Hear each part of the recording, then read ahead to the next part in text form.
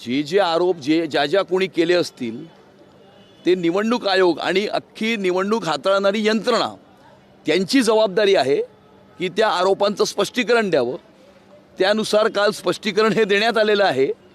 परंतु मला आश्चर्य वाटणार नाही जर त्यांनी अजून नवीन काहीतरी त्याच्यातनं काढण्याचा प्रयत्न केला.